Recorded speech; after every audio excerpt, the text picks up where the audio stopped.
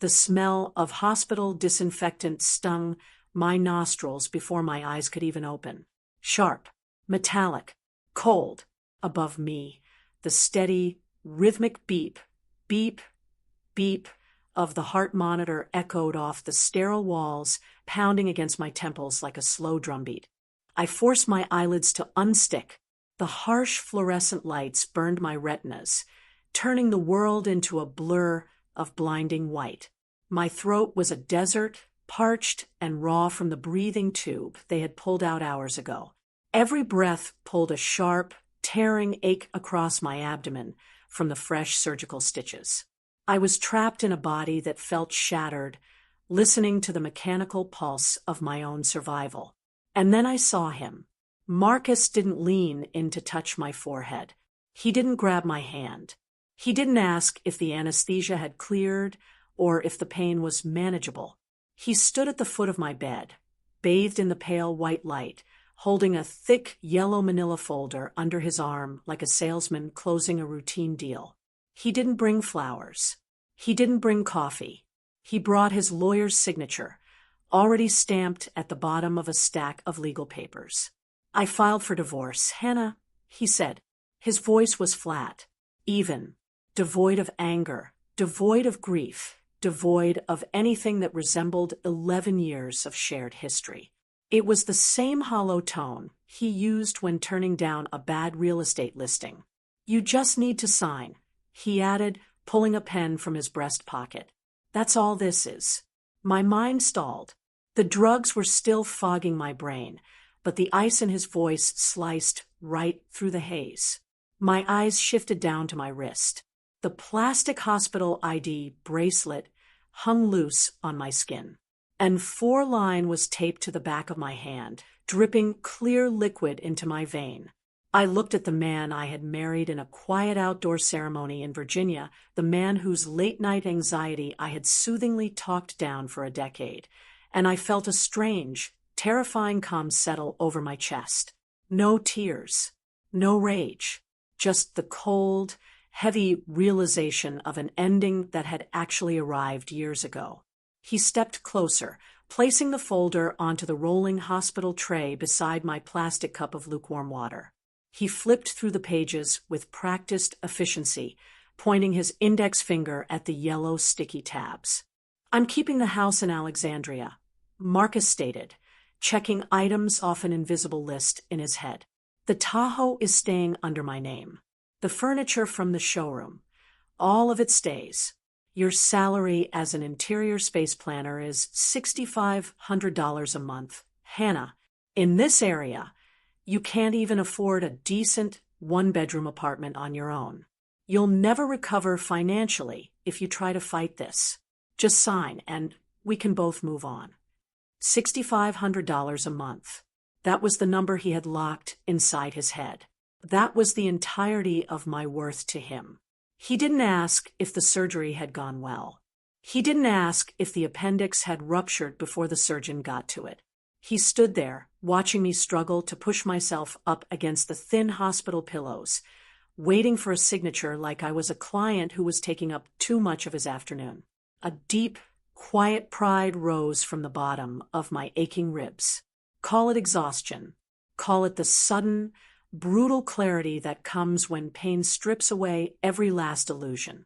I didn't correct him. I didn't tell him about the independent software company I had co-founded years ago. I didn't mention the 3-dimensional space planning patent licensed by major commercial developers across the East Coast. I didn't explain that the income he looked down upon was the smallest, most insignificant fraction of what belonged to me on paper. He had spent 6 years deciding who I was, and he had never once cared to look deeper. I owed him no explanations. Not anymore. With my trembling, uninjured hand, I gripped the heavy pen. My fingers shook slightly against the cold metal casing, but my grip remained firm. I pressed the tip to the line. I signed away the 4-bedroom house with the manicured lawn. I signed away the SUV with the leather seats. I signed away 6 years of shared Sunday mornings, shared toothbrushes, and a marriage that had quietly suffocated under the weight of his indifference. Marcus picked up the folder, tapped the edges against the tray to align the sheets, and tucked it back under his arm. "Thank you, Hannah," he said evenly, as if I had just handed him a grocery list. "Take care." He turned on his heel and walked out. The heavy door clicked shut behind him. I lay back against the stiff hospital mattress, staring up at the water-stained ceiling tiles. The monitor continued its indifferent rhythm. Beep, beep, beep. I didn't cry. My breath came in slow, deliberate cycles. "If that is what you choose to believe, Marcus," I thought, closing my eyes against the stinging light, "then let it be what you believe." 14 days later, while I was still executing slow, painful recovery laps down the carpeted hallway of my new apartment building, my phone buzzed. A mutual acquaintance had sent a screenshot. Marcus was standing under a canopy of string lights at a private vineyard in Loudoun County. He was wearing a tailored linen suit, laughing with an easy, untroubled smile I hadn't seen directed at me in over 3 years. Next to him stood Chloe Bennett, draped in an ivory silk gown, holding a glass of sparkling wine. The caption read, "When you finally choose yourself." Chapter 1. I stared at the image. The sharp sting of betrayal lingered in my chest, but beneath it, something far stronger began to pulse. Marcus thought he had taken everything. He thought he had left me stripped, broken, and helpless on a hospital bed. He had no idea what he had actually walked away from. To understand how Marcus Vance walked out of that hospital room, so completely convinced of his own victory, you have to turn back the clock to the quiet, invisible architecture of the marriage we built, and the subtle lies we lived long before the ambulance ever pulled up to our driveway. We met in the library at George Mason University. Marcus was an ambitious finance major with a bright smile and a polished pitch for every conversation. I was a quiet interior design student, spending late nights sketching space layouts under fluorescent desk lamps. He had a way of filling a room with loud, infectious confidence.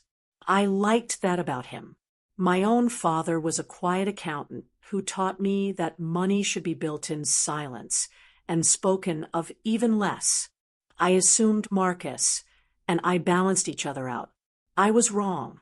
From the month we got married, Marcus set the financial rules. He was starting his career in commercial real estate, chasing big commissions and aggressive deals. "We need to file our taxes separately," he declared one evening, sliding a stack of Form 1040s across our small kitchen table. "Married filing separately. It keeps our tax brackets clean. My commission income is complicated. Hannah, your salary as a junior designer is simple. It's safer if we don't mix them." His voice was smooth, persuasive, and final. He framed it as financial protection. I saw through the veneer, even then. Marcus wanted to hide his real estate kickbacks and off-the-books cash flow. He didn't want a partner inspecting his ledgers. I accepted his terms without an argument. What Marcus failed to realize was that his greed built the very wall that kept him blind. In my senior year of college, my roommate and I had coded a lightweight software algorithm. It translated raw architectural blueprints into interactive, rendered 3D spatial models. It started as a class project. By our 4th year of marriage, an enterprise software firm in Boston acquired the licensing rights. On the advice of my father's trusted estate attorney, I placed my 35% equity stake into an irrevocable blind trust. It was established before my marriage to Marcus fully matured, locked tightly under independent management. Dividends flowed quietly into a separate brokerage account. I didn't spend it on designer bags or luxury cars. I let it compound. When I tried to bring up our long-term financial security during our 3rd year together, Marcus cut me off before I could finish the sentence. "I know what you make, Hannah," he said, waving his hand dismissively while scrolling through his phone. $1,600 a week after taxes. You don't need to explain your paycheck to me. He slammed the door on the conversation. I watched his face, bathed in the blue light of his screen, and let the subject die. The door between us settled shut, click by click, until the lock clicked into place for good.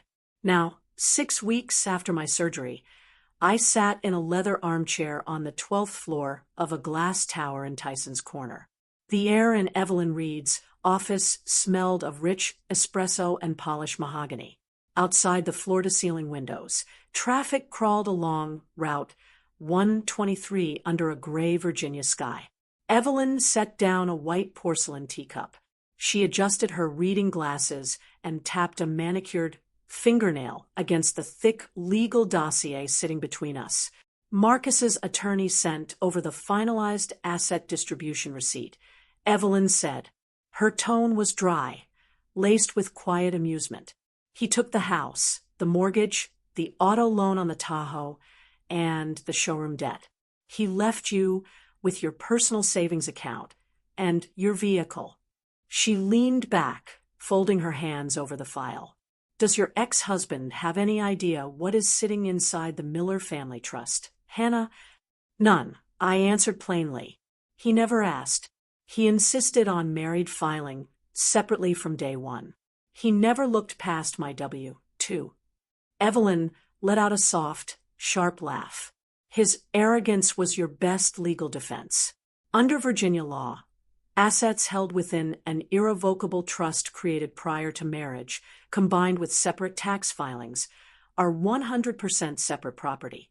He couldn't touch a single dime, even if he had the world's best forensic accountant. She pulled a second folder from her desk drawer. The smile vanished from her face, replaced by the sharp focus of a veteran trial lawyer. However, Marcus left behind a paper trail of his own. Evelyn said, sliding a printed banking audit toward me. 3 months ago, while you were preparing for your surgery, Marcus applied for a $2 million commercial credit line to buy into a shophouse development in Tyson's Corner. I looked down at the paper. My stomach dropped. He needed a high credit score and a stable income history to secure the prime interest rate. Evelyn explained, her voice dropping an octave. So he listed you as a co-borrower and personal guarantor. He forged your digital signature on the secondary disclosure forms. The ink on the document was crisp and black. Marcus had used my pristine credit history, built over 11 years of quiet discipline, to backstop his reckless expansion. He had assumed I would stay in his shadow, signing whatever papers he placed in front of me, forever unaware of the financial weight he had strapped to my back. He thinks he can simply remove your name from the loan next month during his routine refinancing, Evelyn said, leaning forward. He assumes the bank will let him roll the debt into his name alone once his new real estate commission clears. Will they? I asked. Not a chance, Evelyn replied instantly. Without your credit profile and your verified employment history attached to that guarantee, his debt-to-income ratio collapses. The bank's automated risk assessment will flag the file instantly. She slid a single sheet of paper and a sleek black fountain pen across the desk toward me. This is a formal notice of revocation of guarantee, Evelyn said softly. The moment you sign this, my office will serve it directly to Chase Bank's underwriting department. We are officially severing your credit profile from his liabilities. I picked up the pen. The heavy gold nib felt solid in my hand. I looked out the window at the sprawling commercial buildings of Tyson's Corner, the very skyline Marcus spent his days trying to conquer. He had built his entire life on leverage, appearances, and the foolish assumption that I would always be his silent safety net. I pressed the nib to the paper and signed my name. Evelyn pulled the document back, her eyes gleaming behind her frames. We will serve the bank at 9 o'clock tomorrow morning. Are you ready to watch his house of cards catch the wind? Hannah, I looked at the black ink drying on the crisp white page. I didn't feel rage. I didn't feel vengeance. I felt the cold, weightless freedom of a woman who had finally stepped out of the blast radius. "I'm not destroying his house, Evelyn," I said, standing up and buttoning my coat. "I'm just taking my foundation back." My new apartment sat on the top floor of a converted industrial warehouse in Georgetown. Exposed brick walls, raw timber beams, towering arched windows that flooded the hardwood floors with golden afternoon light. It smelled of fresh plaster, eucalyptus, and clean linen. For the first time in 6 years, the space around me belonged entirely to my own choices. No dark leather sofas picked to impress Marcus's real estate clients. No oversized television screens blaring market news. Just light, air, and room to breathe. The morning after my meeting with Evelyn, I stood in front of the full-length mirror in my bathroom. The morning sun hit the pale skin of my abdomen, highlighting the jagged pink line left by the surgeon's scalpel. It was 4 inches long, slightly raised, and tender to the touch. In the first 2 weeks, I had covered it up with loose bandages, hiding it as if it were a sign of weakness. I traced the edge of the scar with my index finger.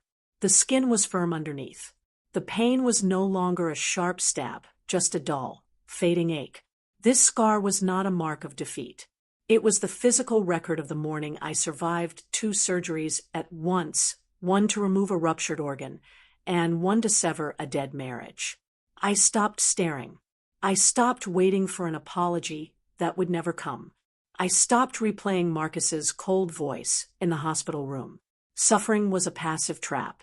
Recovery required deliberate, aggressive motion. I hired a physical trainer named Sarah, a former Army fitness specialist who ran a small studio 3 blocks away. "We start slow," Sarah said during our first session, her voice echoing off the gym mirrors. "We build the core back up, 1 rep at a time." Every Tuesday and Thursday morning, I pulled on my athletic gear and stepped into the gym. The iron weights smelled of rust and chalk. My abdominal muscles burned as I held plank positions, sweat dripping off my chin onto the black rubber mat. My back throbbed during resistance training, but with every breath, every stretch, and every slow squat, my body reclaimed its strength. By week 4, the slight tremor in my hands was gone. My posture straightened. The soft, exhausted stoop I had carried through 6 years of emotional neglect dissolved into firm, aligned posture. Next came my wardrobe. I gathered every piece of clothes from my past life, the bland corporate blazers, the muted gray blouses I had worn to blend into the background, the ill-fitting dresses Marcus liked, and packed them into 3 heavy canvas bags for donation. I replaced them with intention. Tailored, ivory trousers, crisp white button-downs made of heavy Egyptian cotton, a classic navy trench coat with structured shoulders, a tailored silk blazer in soft charcoal.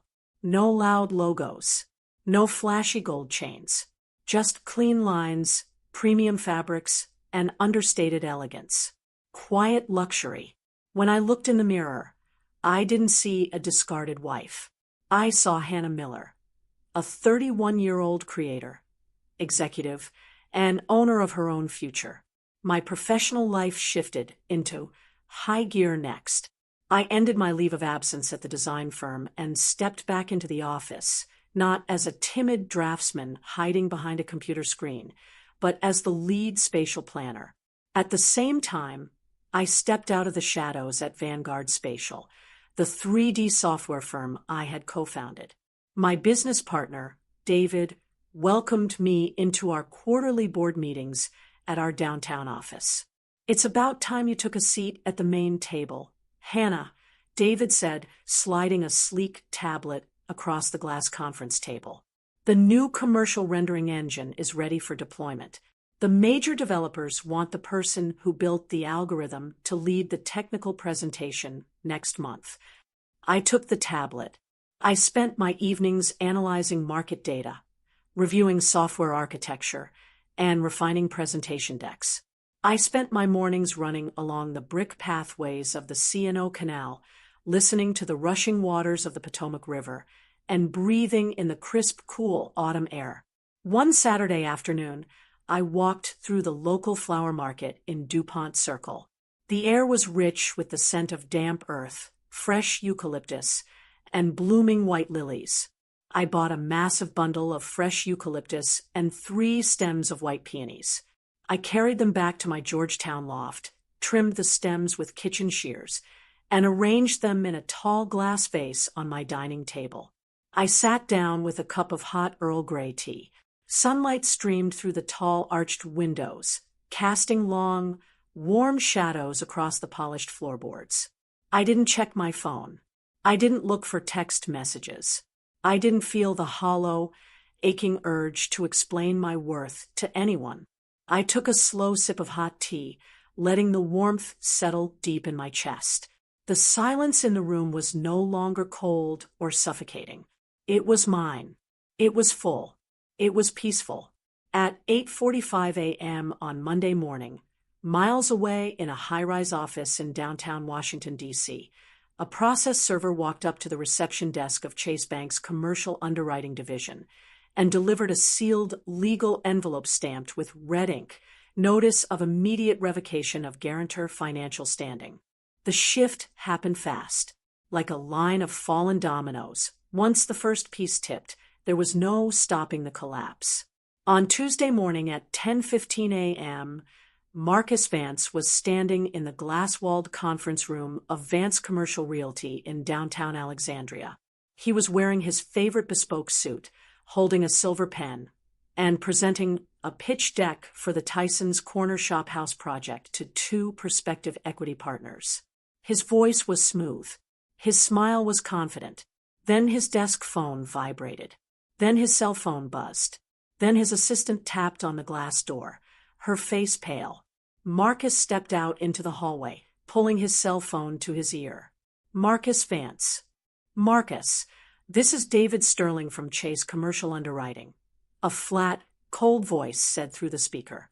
We have received a formal, sworn notice of revocation of guarantor financial standing filed by attorney Evelyn Reed on behalf of Hannah Miller. Marcus chuckled nervously, shifting his weight. David, hey, don't worry about that. Hannah and I just finalized our divorce. It's a formality. I'm refinancing the credit line under my name alone next week once my commission clears. You don't understand, Mr. Vance, Sterling interrupted, his tone as sharp as a razor. Without Mrs. Miller's verified W-2 history, liquid reserves, and pristine credit score attached to the personal guarantee, your standalone debt-to-income ratio exceeds our corporate risk limit by over 200%. Furthermore, our audit team flagged a discrepancy regarding her digital signature on the initial disclosure forms. Marcus felt the blood drain from his face. The air in his lungs suddenly felt thin. What are you saying, David? Effective immediately, Chase Bank has issued a complete freeze on your $2 million commercial line of credit, Sterling said without a trace of emotion. Additionally, under Clause 14 of your loan agreement, you are required to deposit $150,000 in cash collateral into an escrow account within 14 business days to cure the credit deficiency. Failure to do so will result in immediate default and asset foreclosure. The line went dead. Marcus stood frozen in the hallway. The fluorescent lights above flickered, humming with a low, buzzing vibration that vibrated through his teeth. Before he could process the call, his email chime pinged loudly on his phone. It was an urgent message from Carl Denning, the lead developer on the Tysons Corner Shop House deal. Marcus, the email read, Chase Bank notified us 20 minutes ago about the credit freeze on your end. Per our operating agreement, we cannot move forward with a partner whose financing is compromised. We are terminating your purchase option immediately and reassigning the commercial listing. Do not contact the buyers. His biggest deal of the year, the commission that was supposed to pay off his wedding debt, fund Chloe's dream lifestyle, and cover the mortgage, evaporated in less than 30 minutes. By 6 p.m. that same evening, the storm had moved inside the four-bedroom house in Alexandria. The air in the living room smelled of stale takeaway food, expensive perfume, and raw panic. Cardboard boxes from Chloe's endless online shopping sprees cluttered the entryway. Chloe Bennett was standing by the quartz kitchen island, her phone in her hand, her eyes wide with fury. Her voice rose in pitch, piercing the quiet neighborhood. "What do you mean the credit card was declined at the salon?" she screamed, slamming her phone down on the counter. "My card was rejected in front of 3 of my friends. Marcus. They said the account was frozen by the bank." Marcus sat at the dining table, his tie loosened, his hair unkempt, surrounded by stacks of overdue notices, tax filings, and bank letters. The polished veneer was completely gone. The bank put a temporary hold on the accounts. "Chloe," Marcus snapped, rubbing his bloodshot eyes. "It's a technical glitch. It'll be sorted out." "A glitch?" Chloe shouted, her face turning red. She pulled up a letter from the foreclosure department that she had intercepted in the mailbox. "They are repossessing the Tahoe next week. And there's a notice of intent to sell the house because the mortgage haven't been paid in 2 months. You told me you were a millionaire, Marcus. You told me your ex-wife was a broke draftsman who lived off your paycheck."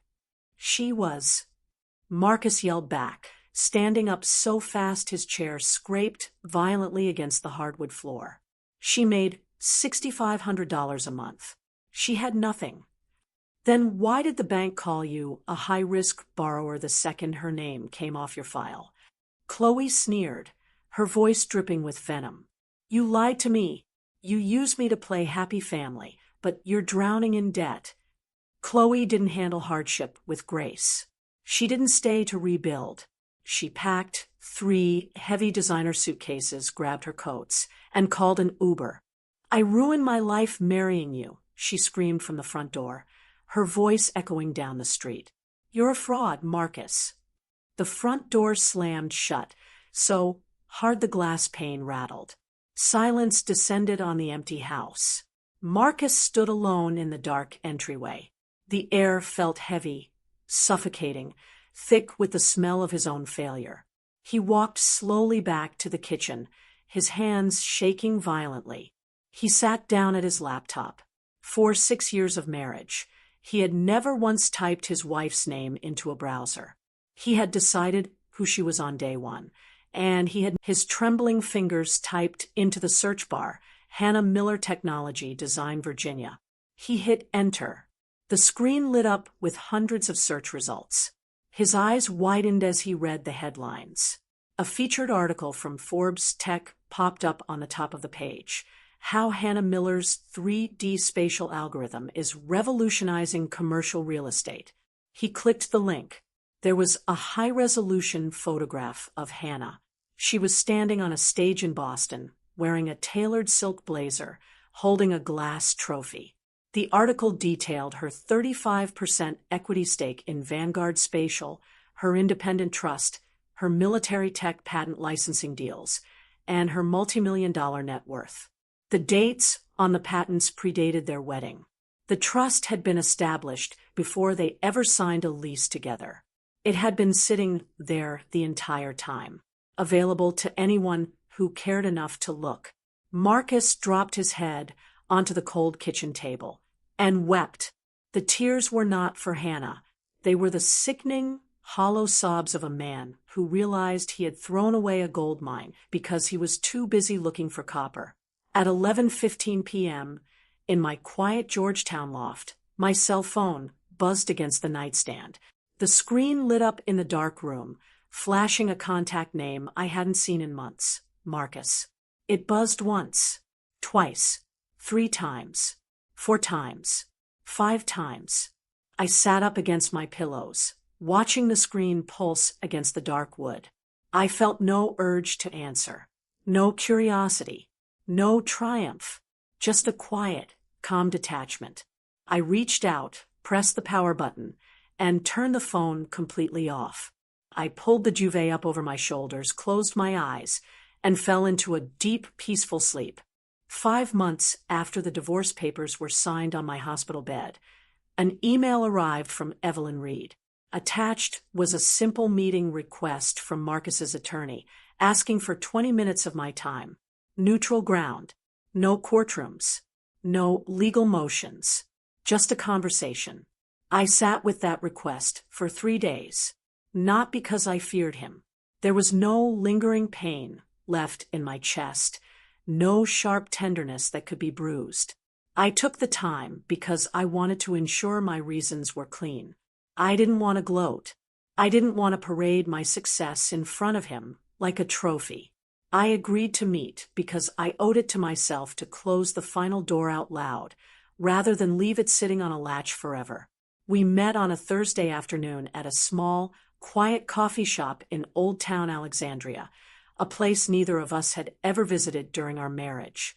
The air inside smelled of roasted espresso beans, cinnamon, and damp rain from the spring shower outside. I arrived 5 minutes early, wearing my tailored charcoal blazer over a crisp white silk blouse. Marcus was already sitting at a small round table in the back corner. I almost failed to recognize him. The man who had stood at the foot of my hospital bed with a polished smile and a manila folder was completely gone. Marcus had lost weight, not the fit, gym-sculpted weight he used to boast about, but the haggard, hollow weight that comes from sleepless nights and relentless anxiety. His navy suit jacket hung loose on his narrow shoulders.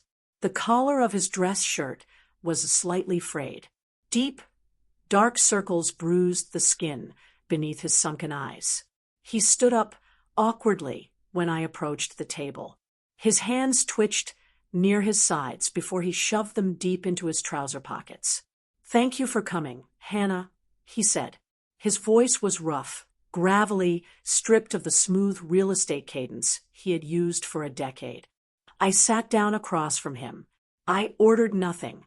I folded my hands on the dark wood table and waited, letting him speak first because I could see the panic vibrating behind his eyes.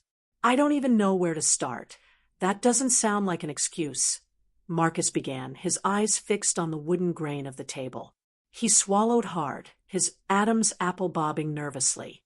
"I know I don't deserve your time. I need you to know that I understand now. I know what I did. I know what I threw away." He paused, his chest heaving as he fought for control. He wasn't crying for effect. These were quiet, involuntary tears that spilled over his lower lids, tracking down his hollow cheeks. "I'm not talking about Vanguard Spatial or the trust fund, Hannah," he whispered, his voice cracking on my name. "I'm talking about us. I spent 6 years staring at a paycheck number, thinking that was all you were. I let my own ego decide who you were because it was easier than actually looking at you.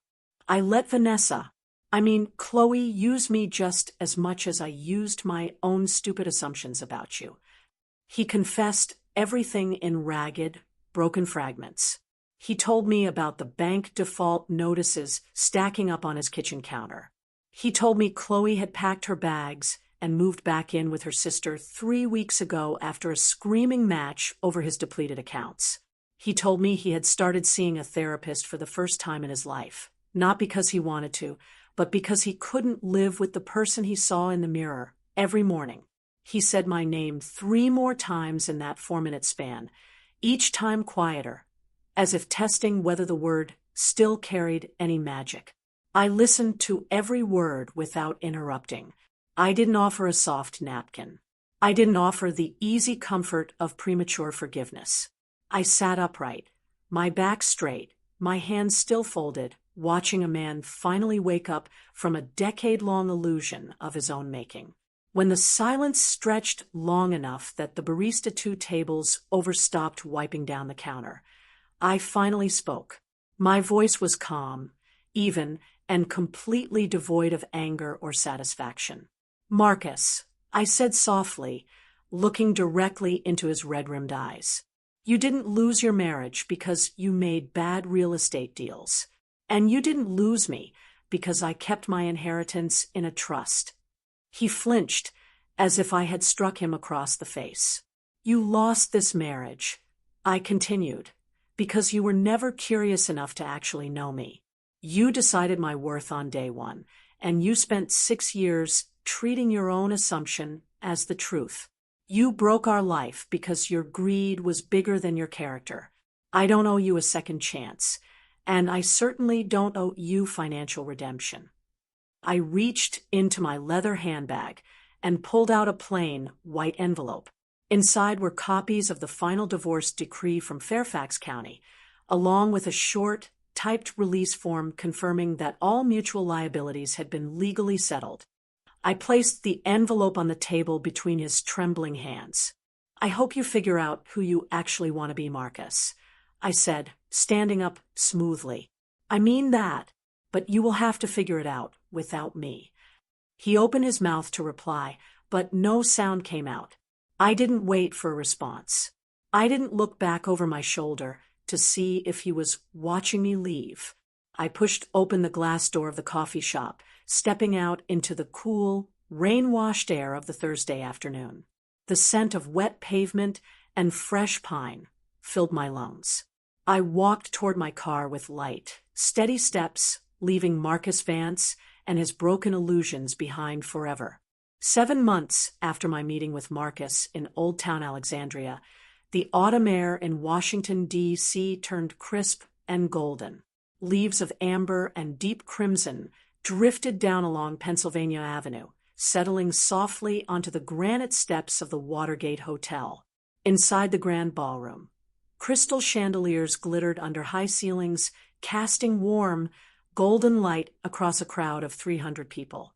The room was alive with the hum of laughter, the soft clinking of champagne flutes, and the gentle melody of a live string quartet. Developers, lead architects, software engineers, and city planners gathered for the annual National Architecture and Design Innovation Gala. I stood near the edge of the stage, wearing a tailored midnight navy silk gown with a structured neckline. No heavy jewelry, just my late mother's small gold stud earrings and a simple watch on my left wrist. My hair was styled in soft, clean waves. My posture was straight, my shoulders relaxed, my chin held high. And now, the presenter's voice boomed through the speakers, echoing off the mahogany walls. The recipient of the National Spatial Innovation Award for Spatial Software Architecture is Hannah Miller, co-founder of Vanguard Spatial. The room erupted into applause. My business partner, David, cheered loudly from our company table near the front, standing up to clap alongside our engineering team. I walked up the carpeted stairs onto the stage, my steps measured, smooth, and confident. The bright stage lights warmed my face as the presenter handed me a heavy, polished crystal trophy. I stepped up to the podium, adjusting the microphone. I looked out at the sea of faces, people who valued my mind, my vision, and my work. Innovation does not begin with complex algorithms or expensive materials. I said into the microphone, my voice clear and steady. It begins with space, the space we build for others, and more importantly, the space we allow ourselves to inhabit. Thank you for recognizing the quiet work that happens long before the structure ever stands. I accepted the applause with a calm, genuine smile. As I stepped off the stage and moved toward the reception floor, guests approached to offer congratulations, hand me business cards, and discuss future commercial projects.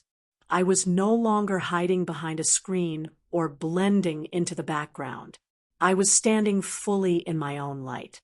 Near the back exit of the ballroom, near the catering stations where servers carried trays of hors d'oeuvres, a man stood motionless against a velvet curtain.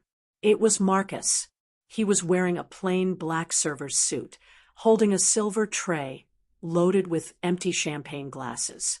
I learned later from a former colleague that after losing his broker's license due to the credit default, he had taken part-time event logistics work for the hotel's catering vendor to pay down his legal debts.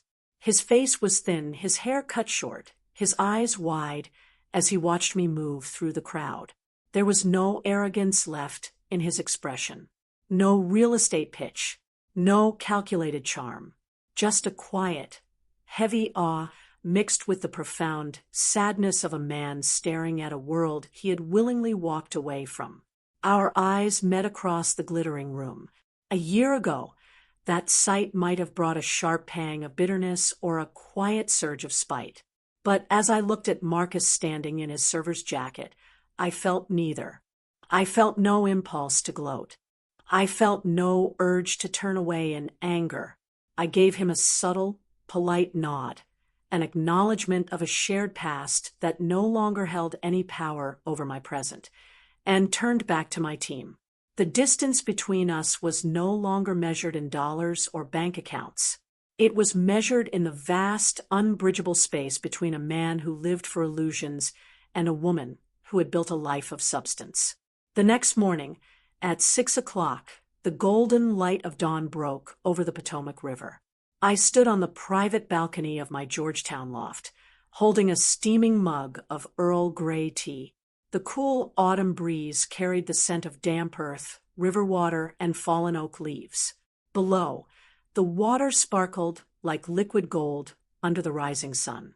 I wore a soft cashmere sweater and comfortable trousers, leaning my elbows against the wrought iron railing. I took a slow sip of hot tea, feeling the warmth spread through my chest. The scar on my abdomen no longer ached. The memory of the hospital room no longer carried a sting. The ghost of a dead marriage had finally dissolved into the morning mist. I didn't carry resentment. I didn't regret it. I had stopped waiting for someone else to validate my worth. And in doing so, I had unlocked a freedom no contract could ever grant and no person could ever take away. I closed my eyes, took a deep, full breath of the fresh morning air, and smiled softly into the golden light. I was whole. I was free. I was home. All shadows must fade before the truth, and every pain is simply the start of a beautiful rebirth. Always remember, the right to write a new chapter of your life is forever in your hands. If this story resonated with you, please like, subscribe, and leave a comment below so we know we're walking this journey together. Hope to see you on the next page.